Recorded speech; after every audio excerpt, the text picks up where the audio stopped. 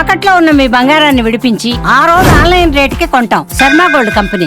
Iran అణు కేంద్రాలపై Israel ఆకస్మిక వైమానిక దాడులు ప్రపంచ ఇంధన మార్కెట్లను కుదిపేశాయి. ఇరు దేశాల మధ్య ఉద్రిక్తతలు అంతకంతకు తీవ్రమవుతున్నాయి.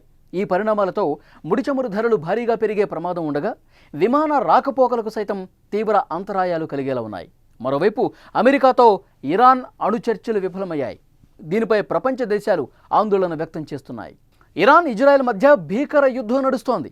ఇజ్రాయెల్ చేపట్టిన ఆపరేషన్ లయన్ తర్వాత ఇరాన్ ప్రతీకార దాడులు చేయడంతో భయానక వాతావరణం ఉంది.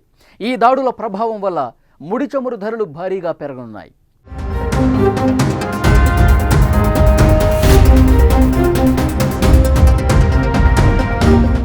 ఇప్పటికే శనివారం బ్రెంట్ ముడి చమురు ధర బ్యారెల్కు $6 పైగా పెరిగి 5 నెలల గరిష్ట స్థాయి $78 దాటింది. ఇరాన్ నుంచి సరఫరాలో అంతరాయాల కారణంగా ముడి చమురు ధరలు ఆకాశాన్నంటుతున్నాయి.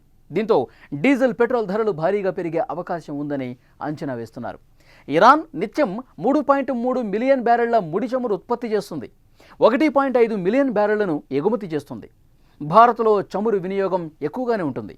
ఈ యుద్ధం భారత్పై తీవ్ర ప్రభావం చూపిస్తుందని నిపుణులు చెప్తున్నారు. ఇదిలా ఉంటే ఇజ్రాయెల్ దాడుల తర్వాత ఇరాన్, ఇజ్రాయెల్, ఇరాక్, జోర్డాన్ తమ వాయు మార్గాలను మూసివేశాయి.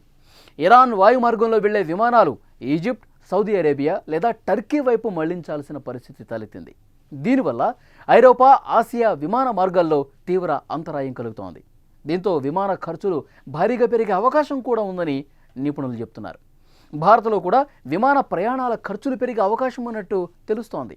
రష్యా, ఉక్రెయిన్, ఇజ్రాయెల్, గాజా మధ్య ఘర్షణలతో ఇప్పటికే భారంగా ఉన్న విమానయాన పరిశ్రమ ప్రస్తుతం ఇరాన్, ఇజ్రాయెల్ మధ్య జరుగుతున్నటువంటి వారితో ఇది మరింత భారమయ్యే అవకాశమే ఉందని నిపుణులు చెప్తున్నారు. ఇరాన్, ఇజ్రాయెల్ మధ్య పెరుగుతున్న ఈ ఘర్షణల వల్ల గోల్డ్ రేటు కూడా పెరిగే అవకాశం ఉందని చెప్తున్నారు. దీనికి కారణం యుద్ధాల సమయంలో పెట్టుబడిదారులు బంగారంపై పెట్టుబడులు పెడతారు. లిక్విడ్ క్యాష్ అంత సేఫ్గా భావించరు. అందుకే బంగారానికి రెక్కలు వస్తాయని చెప్తున్నారు. ఇది కూడా సామాన్యులకు భారంగా మారబోతోంది.